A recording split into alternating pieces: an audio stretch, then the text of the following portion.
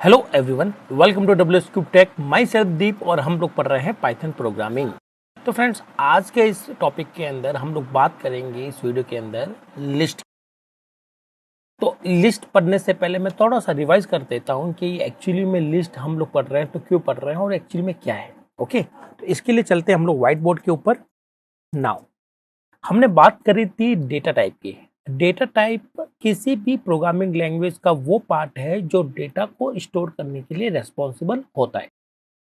हमारे पाइथन में data type दो तरह के होते हैं। एक को हम लोग कहते हैं basic data type, data type को मैं शॉर्ट में डीटी लिख रहा हूँ, और एक जो होता है उसको हम लोग कॉम्प्लेक्स या सीक्वेंसेस डेटा टाइप भी कह सकते हैं। Sequences data type, basic data type आपको ने पहले ही पढ़े हैं कि एक तो होता है इंट, एक होता है फ्लोट। ये दोनों न्यूमेरिकल कहलाते हैं डेटा टाइप, क्योंकि दोनों नंबर्स के लिए होते हैं। साथ ही साथ हमने पढ़ा था बुलियन, और हमने पढ़ा था स्ट्रिंग, और एक हमने लास्ट में पढ़ा था नन डेटा टाइप। ओके, ये तो बेसिक है जो कि सिंगल वैल्यू को स्टोर करने के लिए रेस्पॉन्सिबल होते हैं। फिर हमने बात की सीक्वेंसेस। सीक्वेंसेस का मतलब है कि अगर आपने पास में एक से ज्यादा वैल्यूज हो, उनको स्टोर करने के लिए हमारे पास में पाइथन में जो डेटा टाइप होंगे उनको हम लोग कहेंगे sequences data type. Again, sequences data type दो तरह के होते हैं, एक तो होता है ऑर्डर्ड, एक होता है अनऑर्डर्ड। तो अनऑर्डर्ड हम लोग कर चुके हैं। अनऑर्डर्ड के अंदर हमने दो किए थे, एक तो किया था सेट और एक किया था फ्रोजन सेट।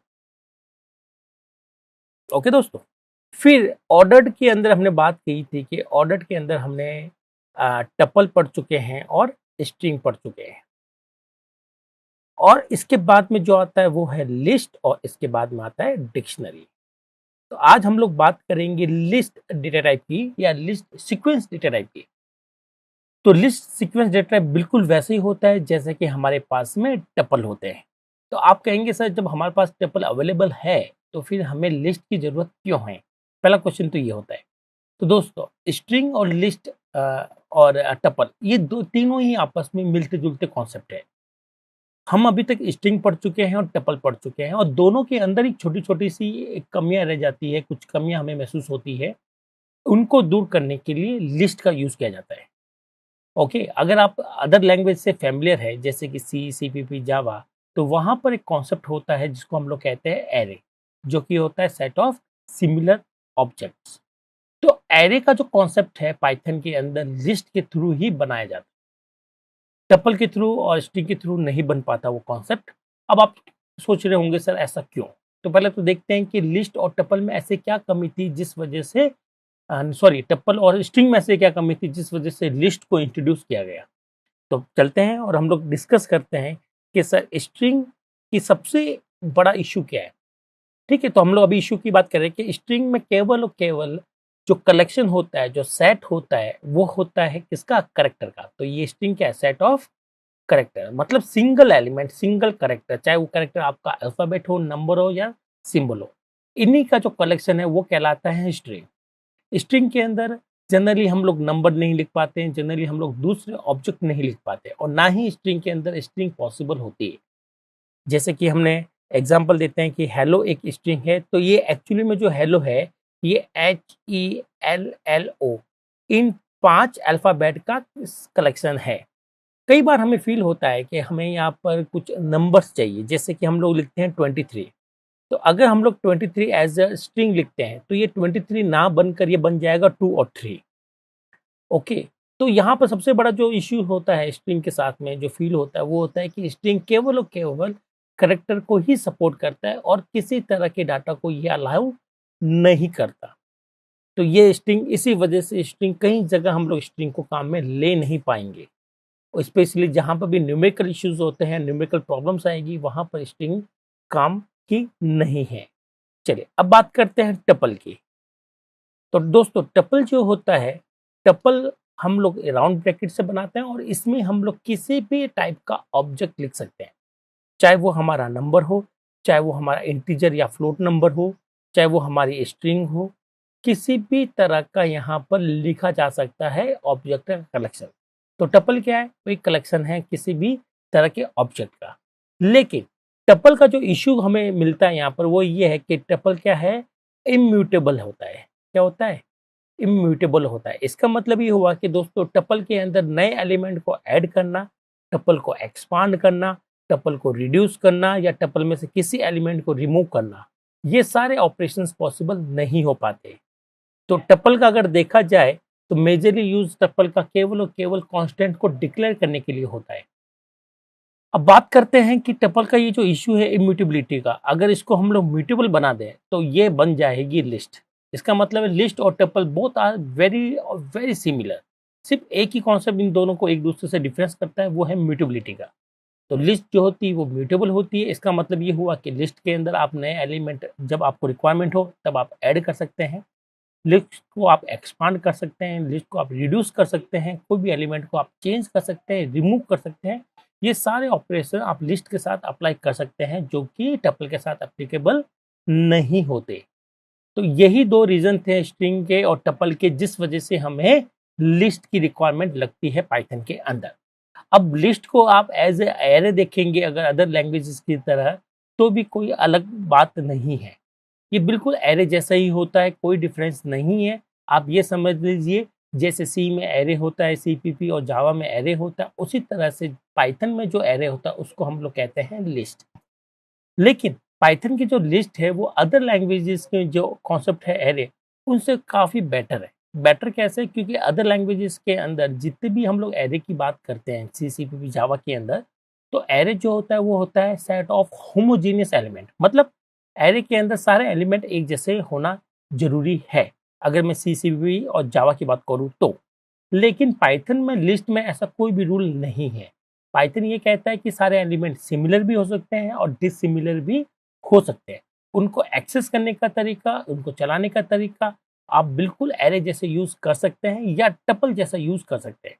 तो अगर देखा जाए तो जो लिस्ट है, लिस्ट बिल्कुल सिमिलर है टपल से।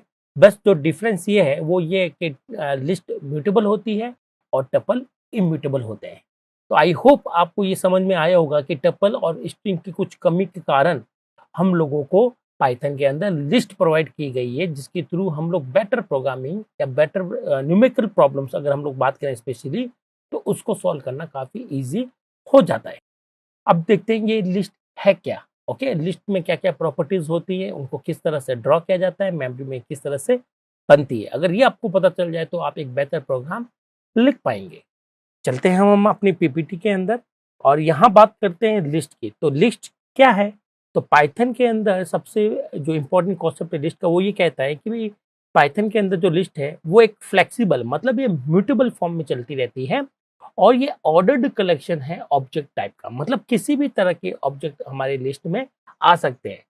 ओके, तो अगर मैं बात करूं यहाँ पर व्हाइट बोर्ड पर लेकर चलूँ आपको, और यहाँ हम लोग थोड़ा सा लिस्ट की डिस्कस कर लेते हैं कि लिस्ट के अंदर क्या क्या होता है ना। तो ये लिस्ट, पहली चीज तो कि लिस्ट जो है वो है ऑर्डर्ड। ऑर्डर्ड का मतलब है कि लिस्ट के अंदर जिस सीक्वेंस में आपने एलिमेंट लिखे हैं, जिस सीक्वेंस में आपने ऑब्जेक्ट लिखे हैं, वो उसी सीक्वेंस में स्टोर होते हैं। और ये फ्लेक्सिबल है। फ्लेक्सिबल का मतलब ये है कि ये यहाँ पर दोस्तों आप जब चाहें लिस्ट के अंदर किसी भी एलिमेंट को रिमूव कर सकते हैं, ऐड कर सकते हैं, लिस्ट को एक्सपांड कर सकते हैं, रिड्यूस कर सकते हैं, जो ऑपरेशन चाहें आप परफॉर्म कर सकते हैं। ओके, तो आई होप आपको फ्लेक्सिबल और ऑर्डर्ड कलेक्शन का मतलब समझ में आया होगा। Unlike string, list can contain any sort of object. मतलब स्ट्रिंग में केवल और केवल जो कलेक्शन होता है, जो हमारे पास में ऑर्डर्ड कलेक्शन होता है, वो केवल कैरेक्टर का होता है। लेकिन लिस्ट ये कहते हैं कि आप किसी भी तरह के ऑब्जेक्ट का कलेक्शन कर सकते हैं लिस्ट के अंदर।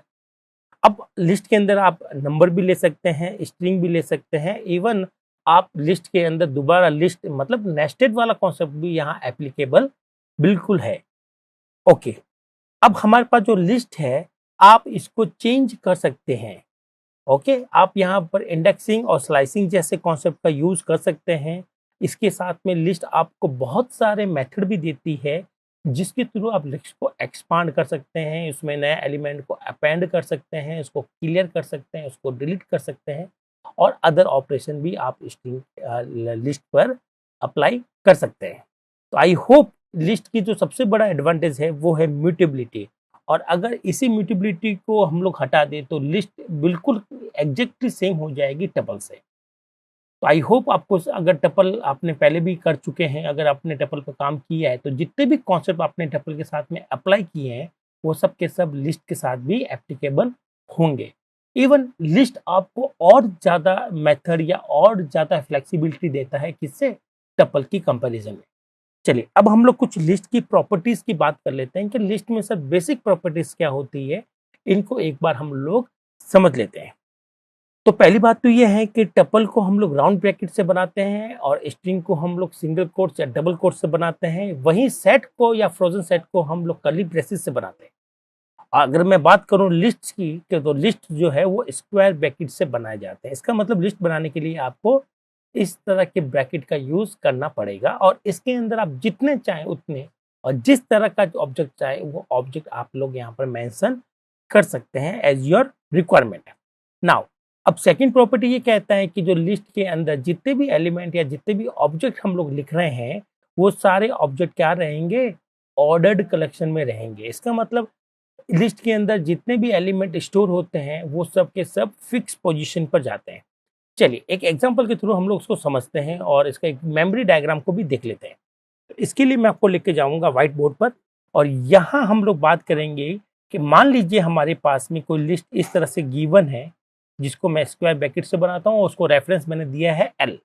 ओके, नाउ यहाँ पर हमें सेट ऑफ एलिमेंट लिखने होते हैं। चाहे तो वो सारे एलिमेंट सिमिलर टाइप के भी हो सकते हैं और डिफरेंट डिफरेंट टाइप के भी हो सकते हैं। तो मैं यहाँ पर लिखता हूँ 12, 1.2 और हेलो।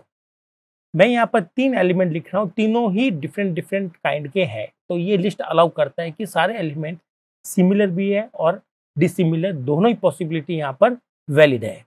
तो जैसे ही अगर मैं इसकी मेमोरी की बात करूं कि सर जब ये मेमोरी में स्टोर होगा तो किस तरह से स्टोर होगा, है ना? अगर आपके माइंड में ये क्वेश्चन है तो मैं आपको बता देता हूं कि ये बिल्कुल इस तरह से स्टोर होता है कि सबसे पहले हम मेमोरी में जाएंगे, वहां पर हम लोग मेमोरी ऑक्यूपाई करेंगे। सबसे पहले हम लोग 12 को स्टोर करेंगे, फिर हम लोग 1.2 को स्टोर करेंगे और हेलो को स्टोर करेंगे एज ए स्ट्रिंग। ओके, क्योंकि ये ऑर्डर्ड कलेक्शन है। ऑर्डर्ड कलेक्शन तभी बन पाता है जब हमें इंडेक्सेस मिलते हैं। तो यहाँ पर बाय डिफॉल्ट जो इंडेक्स है दोस्तों, वो आपका 0 रहेगा, यहाँ पर 1 रहेगा, ये 2 रहेगा। ये कहलाते हैं पॉजिटिव इंडेक्सेस या केवल उनको सिंपल इंडेक्सेस भी कहते हैं। अब हम लोग बात करते हैं कि नेगेटिव इंडेक्सेस या रिवर्स इंडेक्सेस भी यहाँ पॉसिबल होते हैं। और रिवर्स इंडेक्सेस का मतलब ये होता है कि जो लास्ट एलिमेंट है उसका इंडेक्स रहेगा -1, देन सेकेंड लास्ट का रहेगा -2 एंड सो ऑन। तो ये हमारे पास में लिस्ट का मेमोरी डायग्राम हो गया। आप लिस्ट को इस तरह से देख सकते हैं।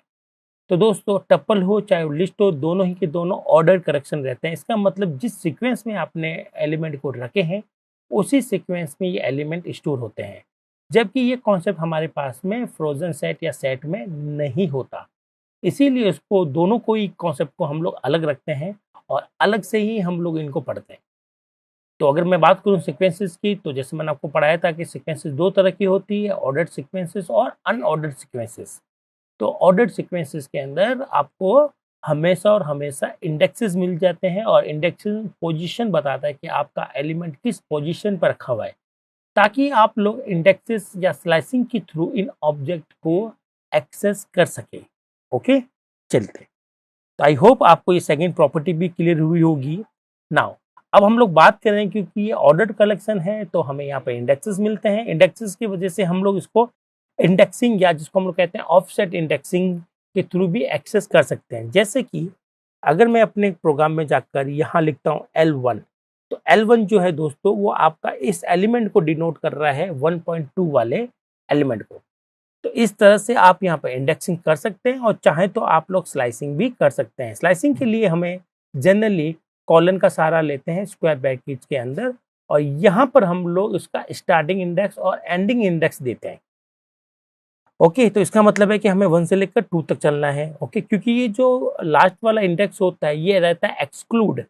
ओके, और जो स्टार्टिंग वाला रहता है वो रहता है इंक्लूड। इसका मतलब हमें 1 और 2 तक ही एक्सेस मिलेगा इस वाले स्लाइस के अंदर।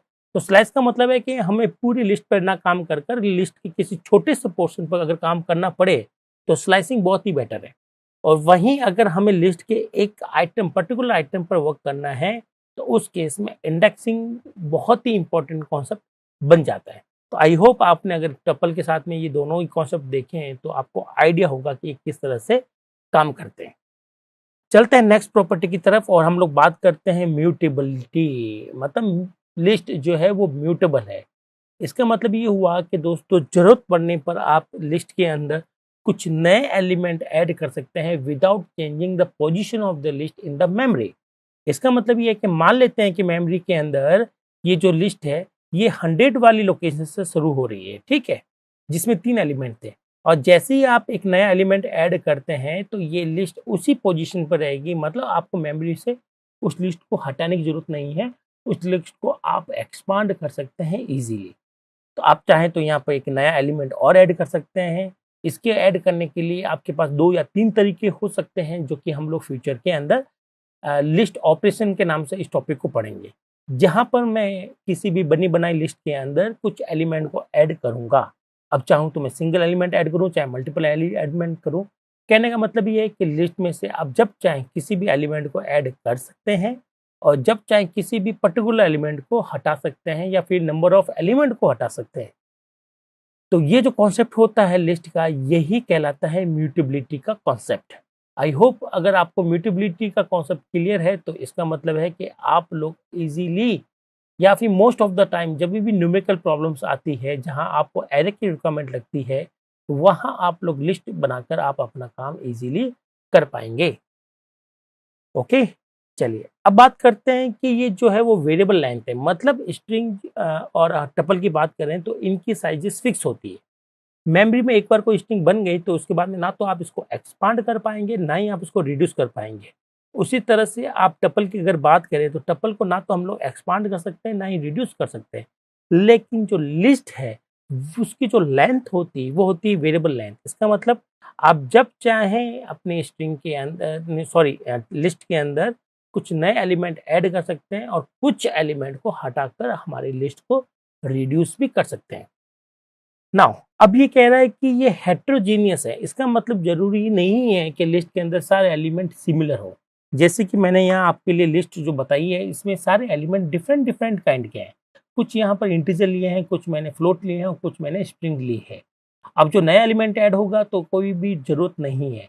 और यही सबसे बड़ी इसकी जो प्रॉपर्टी है, ये इसको C++, जावा का जो कॉन्सेप्ट है एरे, उसी से ये डिफरेंस करती है। तो वापस मैं आपको याद दिला देता हूँ, अगर मैं C++, जावा की बात करूँ तो वहाँ पर सेट ऑफ एलिमेंट जब भी आप लोग बनाएंगे वो सारे के सारे एलिमेंट सिमिलर होना जरूरी है। कैसे?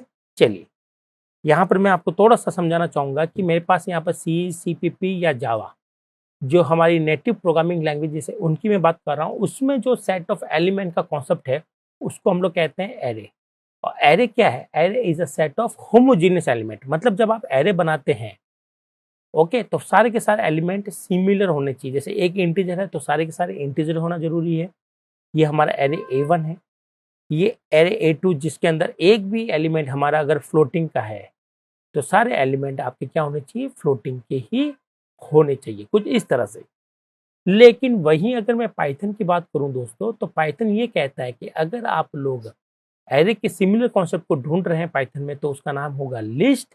और लिस्ट के अंदर सारे एलिमेंट सिमिलर भी रह सकते हैं इस तरह से, और आप चाहें तो लिस्ट के अंदर सारे एलिमेंट डिफरेंट डिफरेंट काइंड के भी ले सकते हैं। ओके, तो ये इतनी इंपॉर्टेंट चीज है दोस्तों कि लिस्ट इसी वजह से एरे से ज्यादा स्ट्रॉन्ग मानते हैं। मतलब आप अगर अपने प्रोग्राम को नेटिव लैंग्वेज C++, जावा से सॉल्व करेंगे तो इट मे बी पॉसिबल कि आपके प्रोग्राम की लेंथ बड़ी हो जाए या फिर प्रोग्राम आपसे बन ही ना पाए, क्योंकि वहाँ रेस्ट्रिक्शन ये होता है कि एरे के अंदर सारे एलिमेंट का सिमिलर होना जरूरी है एक सिंगल एरे के अंदर। तो वहाँ पर अगर आपको दूसरे कोई एलिमेंट का टाइप चाहिए तो आपको दूसरा एरे लेना पड़ता है। वहीं अगर मैं एरे की मतलब पाइथन में अगर एरे की बात करूँ, पाइथन में लिस्ट की बात करूँ, तो उसका मतलब है कि लिस्ट के अंदर आप लोग डिफरेंट डिफरेंट काइंड के ऑब्जेक्ट ले सकते हैं। तो यहाँ पर कॉन्सेप्ट चलता है हेट्रोजिनिटी का। तो लिस्ट जो है वो हेट्रोजीनियस होती है, जबकि एरे जो नेटिव लैंग्वेज के अंदर जो होता है वो होता है होमोजीनियस। तो मैं यहाँ पर ये वर्ड लिख देता हूँ। होमोजीनियस जो वर्ड है इसका मतलब होता है कि सारे एलिमेंट एक जैसे होने चाहिए। और वहीं हेट्रोजीनियस का मतलब होता है कि आपके पास में लिस्ट में एक ही सिंगल लिस्ट के अंदर डिफरेंट डिफरेंट काइंड के ऑब्जेक्ट अलाउड है। ओके, ये मेजर डिफरेंस है और ये जनरली इंटरव्यू में पूछा जाता है कि मान लीजिए अगर आपको कोई भी प्रॉब्लम सॉल्व करनी है तो जिसके अंदर आपके पास में डिफरेंट डिफरेंट काइंड के ऑब्जेक्ट आ रहे हैं, तो आप उसको एरे से सॉल्व करेंगे या लिस्ट से सॉल्व करेंगे। हालांकि सॉल्व दोनों से किए जा सकते हैं, लेकिन एरे से सॉल्व करेंगे तो प्रॉब्लम थोड़ी सी कॉम्प्लिकेटेड हो जाएगी, लेंथी हो जाएगी। और वहीं अगर मैं इसको लिस्ट से सॉल्व करूँ तो प्रॉब्लम बहुत ही इजीली सॉल्व हो सकती है। चलिए आगे बढ़ते हैं और नेक्स्ट प्रॉपर्टी की तरफ मूव करते हैं और देखते हैं नेक्स्ट प्रॉपर्टी कहती है इटरेबल। इटरेबल का मतलब ये होता है दोस्तों, जब कभी भी हमारे पास पाइथन के अंदर जब कभी भी कोई भी सीक्वेंसेस मिलती है, चाहे वो ऑर्डर्ड हो चाहे वो अनऑर्डर्ड हो, तो आप उसके अंदर हमेशा मल्टीपल आइटम देखते हैं। और इन्हीं मल्टीपल आइटम को यूज करने के लिए हम लोग फोर लूप का यूज करते हैं। फोर लूप क्या करता है, उन आइटम के जो भी सीक्वेंसेस आपने लिए, स्पेशली जैसे आपने लिस्ट लिया है तो लिस्ट के अंदर एक एक एलिमेंट को एक्सेस करता है। इसी कॉन्सेप्ट को कहते हैं इटरेबल। ओके, इटरेबल अगर कोई ऑब्जेक्ट इटरेबल है तो आप उस पर फोर लूप आसानी से, व्हाइल लूप आसानी से अप्लाई कर सकते हैं। कैसे कर सकते हैं, इसके लिए मैं आपको डायग्राम से बताऊंगा और आने वाले नेक्स्ट वीडियो के अंदर हम लोग इसके प्रोग्राम भी बनाएंगे दोस्तों। इटरेबल का मतलब ये होता है कि आप जब लिस्ट को एक्सेस कर रहे हैं तो आप वन बाय वन एक्सेस कर सकते हैं। पहले आपने इसको एक्सेस किया एलिमेंट को, फिर आपने नेक्स्ट एलिमेंट को एक्सेस किया, फिर आपने नेक्स्ट एलिमेंट को एक्सेस किया। इसी कॉन्सेप्ट को कहा जाता है इटरेबल। हालांकि ये कॉन्सेप्ट हमारे नेटिव लैंग्वेजेस के अंदर जो कॉन्सेप्ट है उसमें भी वैलिड होता है और ये कॉन्सेप्ट हमारा पाइथन में भी है। तो इटरेबल होने का मतलब ये है कि आप अपनी लिस्ट को इजीली वन बाय वन सारे एलिमेंट को एक्सेस कर सकते हैं। ओके, चलते हैं नेक्स्ट प्रॉपर्टी की तरफ, देखते हैं अलाउ डुप्लीकेट आइटम। यस दोस्तों, हमने बात करी थी कि जो पाइथन में सीक्वेंसेस है ऑर्डर्ड और अनऑर्डर्ड, तो अनऑर्डर्ड की खास बात ये होती है, दो चीज खास होती है इसमें। एक तो इसमें इंडेक्सेस नहीं मिलते हैं और दूसरा इसमें डुप्लीकेट अलाउ नहीं होता। जैसे कि सेट, तो सेट में आप केवल एक ही तरह का एलिमेंट ले सकते हैं, अगर उसको आप दोबारा लिखेंगे एलिमेंट को तो वो अलाउड नहीं करेगा। वहीं अगर मैं बात करूं ऑर्डर्ड सीक्वेंसेस की, टपल की, लिस्ट की या स्ट्रिंग की, यहाँ पर आपके एलिमेंट डुप्लीकेट हो सकते हैं। तो चलिए डायग्राम के थ्रू देखते हैं। मान के चलता हूं कि मेरे पास में यहाँ पर कुछ जो लिस्ट है उसके अंदर 4 एलिमेंट है, जिसमें जो 3 है वो 2 बार डुप्लीकेट हुआ है। तो पाइथन ये कहता है कि अगर लिस्ट के अंदर कोई भी एलिमेंट अगर दोबारा आकर हो रहा है तो ये अलाउड करता है। केवल एक ही कॉन्सेप्ट है अनऑर्डर्ड वाला जो कि अलाउड नहीं करता, वरना टपल भी अलाउ करेगा डुप्लीकेट को, स्ट्रिंग भी डुप्लीकेट को अलाउ करती है और लिस्ट भी डुप्लीकेट को अलाउ करता है। दोस्तों डुप्लीकेट को अलाउ करना अच्छी बात है, बुरी बात नहीं है। जैसे कि फॉर एग्जांपल मेरे पास में, मैं मान के चलता हूँ कि मुझे किसी क्लास के स्टूडेंट की एज का एवरेज निकालना है, तो जाहिर सी बात है ऐसा पॉसिबल हो सकता है कि मेरी क्लास के कुछ स्टूडेंट की एज सिमिलर हो, तो वहाँ डुप्लीकेसी हो सकती है। उस केसेस में लिस्ट ज़्यादा बेटर रहेगी। तो कहीं कहीं अगर आपको फील होता है कि सर हमारे कॉन्सेप्ट में डुप्लीकेसी नहीं होनी चाहिए, तो वहाँ मैं आपको सजेस्ट करूंगा कि आप लोग अनऑर्डर्ड लिस्ट या फिर जिसको हम लोग कहते हैं सेट या फ्रोजन सेट, उनका यूज करें, ज़्यादा आपके लिए कंफर्टेबल रहेगा वो कॉन्सेप्ट। चलते हैं नेक्स्ट प्रॉपर्टी की तरफ, देखते हैं कि हमारे नेक्स्ट प्रॉपर्टी में क्या अवेलेबल है। अब बात करते हैं कि लिस्ट आर डायनेमिक। इसका मतलब ये हुआ कि जब हमारा प्रोग्राम रन होता है पाइथन का, उस समय लिस्ट की लेंथ फाइनल की जाती है। डायनेमिक होने का फायदा ये है कि आप इसकी जो लिस्ट की लेंथ होती है उसको आप एक्सपांड कर सकते हो। तो दोस्तों अगर आपको डायनेमिक का कॉन्सेप्ट नहीं पता है अदर लैंग्वेज के अंदर, तो मैं थोड़ा सा आपको ब्रीफ कर देता हूँ। हमारी प्रोग्रामिंग के अंदर चाहे वो सी, CPP, जावा, कोई भी लैंग्वेज ले लें, वहाँ 2 कॉन्सेप्ट चलते हैं, स्टैटिक कॉन्सेप्ट और डायनेमिक कॉन्सेप्ट। स्टैटिक कॉन्सेप्ट ये कहता है कि जब प्रोग्राम को कंपाइल किया जाता है या उसको प्री रीड किया जाता है तो उस समय कुछ चीज़ें फाइनल कर देते हैं। तो स्टैटिक जो आइटम होते हैं उसको आप रन टाइम पर कभी चेंज नहीं कर सकते। वहीं कुछ लैंग्वेजेस के अंदर डायनेमिक का कॉन्सेप्ट भी होता है। डायनेमिक कॉन्सेप्ट ये कहते हैं कि अगर कोई कॉन्सेप्ट डायनेमिक है तो उसके बारे में कोई भी डिसीजन प्रोग्राम को रीड करते या कंपाइल करते समय नहीं लिया जाएगा। सारे डिसीजन, अगर कोई कॉन्सेप्ट डायनेमिक है तो सारे डिसीजन उसके रन होते समय ही लिए जाएंगे। इससे आपको ये एडवांटेज मिलता है कि आप उसके अंदर इजीली चेंजेस कर सकते हैं। जैसे कि अगर मैं कहूँ कि लिस्ट जो है वो एक डायनामिक कॉन्सेप्ट है, इसका मतलब ये हुआ कि रन होते समय प्रोग्राम के अंदर आपने कोई लिस्ट थी जिसमें आपके पास 4 एलिमेंट थे। प्रोग्राम को रन करते करते आप इसके अंदर 2 एलिमेंट और ऐड कर सकते हैं, वो आसानी से ऐड कर देगा क्योंकि ये डायनामिक है। क्योंकि जो चीज़ डायनामिक होती है उसको आप इजीली चेंज कर सकते हैं। तो यहाँ पर ये एडवांटेज भी मिल जाता है, ये भी बहुत बड़ी प्रॉपर्टी होती है हमारी लिस्ट की। तो दोस्तों ये तो हमारी बेसिक प्रॉपर्टी हो गई लिस्ट की, कि लिस्ट के अंदर क्या-क्या होता है, किस तरह से प्रॉपर्टीज़ होती है और इन प्रॉपर्टी का क्या सेंस है। हालाँकि हमने यहाँ पर कोई भी लिस्ट के प्रोग्राम नहीं बनाए हैं, ये हम लोग आने वाली वीडियोज़ के अंदर बनाएँगे। उससे पहले ये वीडियो मैं ख़त्म करूँ, इससे पहले हम लोग एक चीज़ और पढ़ेंगे कि सर लिस्ट अगर इतनी ही बेटर है, तो फिर टपल क्यों बनाया गया? क्यों आखिर टपल को हम लोग पढ़ते हैं, या फिर क्यों आखिर टपल को हम लोग यूज़ कर रहे हैं, है ना भाई? सीधा सा कॉन्सेप्ट आपको यहाँ पर सीखने को मिलने वाला है। तो लिस्ट ज़्यादा यूज़फुल रहती है, ज़्यादा इसके प्रोग्राम आपको ज़्यादा आकर होंगे, आपको ज़्यादा लिस्ट पर ही काम करना पड़ेगा अगर आप सॉफ्टवेयर डेवलपर है तो। तो आप कहेंगे सर लिस्ट इतना अच्छा कॉन्सेप्ट है, इसमें टपल के सारे कॉन्सेप्ट आ जाते हैं, तो फिर टपल क्यों बनाया गया? लिस्ट ही यूज़ कर लेते हैं क्योंकि ज़्यादा तो वही काम आती है। तो यहाँ पर मैं सिर्फ थोड़ा-सा नोटिफ़ाई कर देता हूँ आपको कि कुछ जगहों पर लिस्ट हमारी यूज़फुल नहीं रहती, वहाँ टपल बेटर परफ़ॉर्म करते हैं। जैसे कि टपल आर फास्टर। अगर आपको अपने कुछ कांस्टेंट है या फिर आपके पास में कोई फिक्स एलिमेंट है, तो आप उसको टपल से अगर काम करते हैं, तो टपल की परफ़ॉर्मेंस लिस्ट की तुलना में ज़्यादा फास्टर होती है। दूसरा, टपल का यूज़ हम लोग तभी करते हैं जब हमें कुछ कांस्टेंट की लिस्ट को डिक्लेयर करना हो। जैसे दोस्तों जब हम लोग मैथमेटिक्स की प्रॉब्लम सॉल्व करते हैं तो हमारे पास कुछ कांस्टेंट की लिस्ट होती है। जैसे कि अल्फा हो गया, या फिर लाइन की जो इक्वेशन होती है y = mx + c, जहाँ पर m और c एक कांस्टेंट होते हैं। तो अगर आपको कांस्टेंट डिक्लेयर करने हैं जिसमें आप चाहते हो कि बाद में किसी भी तरह का चेंजेस ना हो, तो उसको हम लोग टपल से ही परफॉर्म करेंगे तो सही रहेगा। क्योंकि टपल हमें ये अलाउ करता है कि कोई भी आइटम जो टपल के थ्रू बनाया जा रहा है तो उसमें किसी भी तरह के चेंजेस अलाउड नहीं है। तो जनरली टपल का यूज़ जो है हम लोग कांस्टेंट बनाने के लिए करते हैं। साथ ही साथ हमारे पास में जो एक कॉन्सेप्ट फ्यूचर में आएगा उसका नाम है डिक्शनरी। तो डिक्शनरी में 2 चीज़ होती है, वैल्यू और साथ में उसकी होती है की। की कुछ नहीं है, की आप ये समझ लीजिए कि की क्या है, एक यूजर डिफाइंड इंडेक्स है ना? तो ये जो की होती है, ये जो यूजर डिफाइंड इंडेक्सेस होते हैं, ये भी कांस्टेंट होना ज़रूरी है। और इन्हीं को इंटरनली जो पाइथन है उनको टपल के थ्रू ही डेवलप करता है। इसका मतलब टपल जो है वो कांस्टेंट बनाने के लिए भी काम आता है और पाइथन के कुछ कॉन्सेप्ट बनाने के लिए भी काफ़ी यूज़फुल रहता है। तो टपल की अपनी अलग ही इम्पोर्टेंस, अलग ही एरिया ऑफ वर्क होता है उसका।